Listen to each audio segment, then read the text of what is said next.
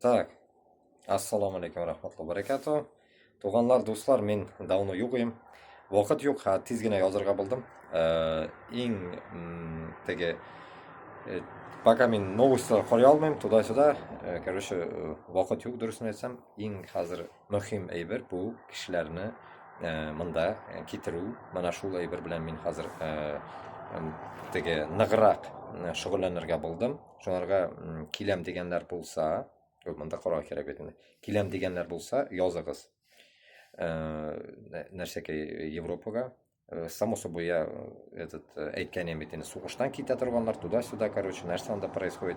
Но hozir endi ko'pragi ставим ставку на Азию. Hozir endi скажу на узбекском тоже. Hamma O'zbekistondagilarga, Tojikistondagilarga, Qirg'izistondagilarga ham aytaman, kim Yevropaga kelaman deganlar bo'lsa, menga yozinglar, hamma yerga men xabarlarni tashlab qo'yganman. Yangi bitta Telegram kanal ochdim. Telegram kanaliga ham yozishinglar mumkin.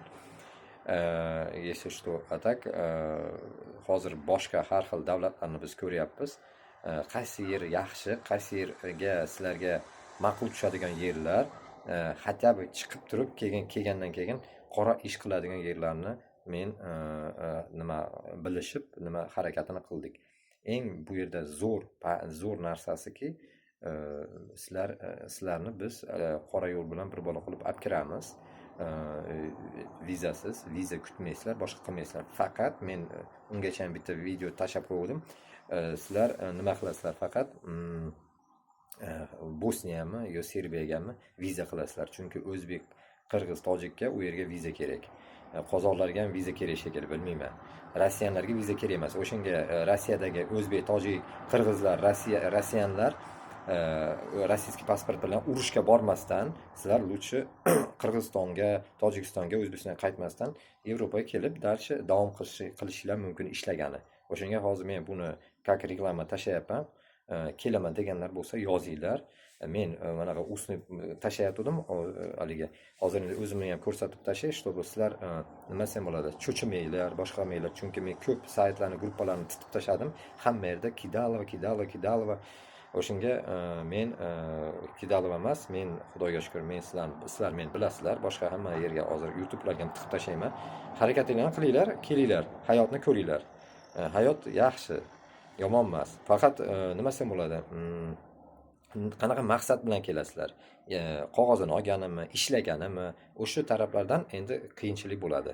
Men допустим mobilizatsiyadan kelganman. Mobilizatsiya nimasi bilan men hayotimni nimasini qildim degandek, dokumentlarini. Sizlar qanaqa qilasizlar men bilmayman. O'shanga sizlar yo pul ishlagani kelasizlar, yo dokument qilasizlar. O'shandan tanlaylar. Keyin oilaviylar. Hozir oilaviylarga ko'proq men stavka qilyapman. Oilaviylar kelsa juda ham zo'r. Men haligi bola haligi beremennilar bo'ladigan bo'lsa, ikki xatlar bo'ladigan bo'lsa, undan ham zo'r. U tarafini ham alohida men sizlarga tushuntirib beraman. Alohida ularni tushuntiramiz. Bu yerda emas, efirda emas, chunki hammaga buni gullab bo'lmaydi. Dangal kelaman deganlarga bitta tushuntiraman.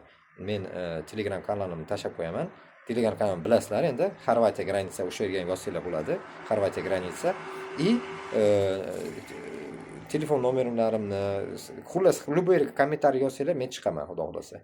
Kutib qolaman. Endi rus tilida ham gapiraman. Короче говоря, если кто захочет приехать из Таджикистана, Кыргызстана, Узбекистана, с любого азиатского страны, если захотите, можете обращаться, как говорится. Я вам помогу, как говорится, проблем нету. Все здесь там показать, что почем, короче. Но, конечно же, само собой, да, кстати, я и на татарском, и на узбекском не сказал, за эту сумму как бы есть нюансы, да, как прикол, нюансы. Имеется в виду, есть нюанс, как бы я за это как бы беру за свою какую-то энную сумму. Поэтому, исходя от этого, если кому интересно, кто мучается с Таджикистана, Кыргызстана, Узбекистана, не могут сделать визу, вас кидают и так далее. Очень много я прочитал комментариев, что этот кинул. У меня такого нету, поэтому я вам не предлагаю визу, ничего не предлагаю. Вам предлагаю самим сделать.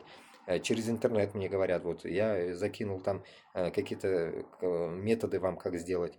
Вам нужно сделать визу в Боснию. Короче говоря, сделать визу в Боснию, и оттуда уже исходя, мы вам сделаем, получается, полный кейс маршрута, и вы дальше будете действовать сами. Все самостоятельно, вас никто не будет, как говорится, кидать, вас никто не будет, как говорится, вести за ручку. Все вы сами, как турист, но цель точка А и точка Б выполняться будет мной. И все, как говорится, вы можете довериться мне, как говорится, все испытано, проверено самим лично мной. Мин млянда, мин. Короче говоря, может я как-то сейчас нелепо все говорю, но я как бы тоже этот, как говорится, на прогулке, и поэтому я решил это написать, потому что очень много комментариев я вижу этих в телеграм-каналах, поэтому я хотел вот это объяснить это раз и навсегда. И сейчас скину тем, которые мне писали. Так что максимально репост, максимально, короче, давайте поможем друг другу, максимально раздавайте туғандарыңызға, қарындаш urug'laringizga берегіз, все қардашларға берегіз, всем, короче, распространяйте, делайте, как говорится, ради Аллаха все движение. Вот и все. Здесь ничего харамного нету. Главное ваша приспособленность, где вы хотите жить, где вы хотите зарабатывать, сколько вы хотите зарабатывать, все в ваших руках. Так что давайте действовать. Я вам не какой-то там риэлтор или там не какой-то там балабол, который бла-бла-бла и кинул. Нет, все будет ясно, конкретно, бабки и движение. Все, бабки и движение. Все, другого варианта у вас не будет. Ваша задача приехать и здесь дерзать и до получения документов. Все, Олга. Олга, как говорится, Башқұртстан, Олга Татарстан, Қазақстан, Өзбекстан, Қырғызстан, Таджикистан. Все, мына ушул якын меңе давлатлар Олга.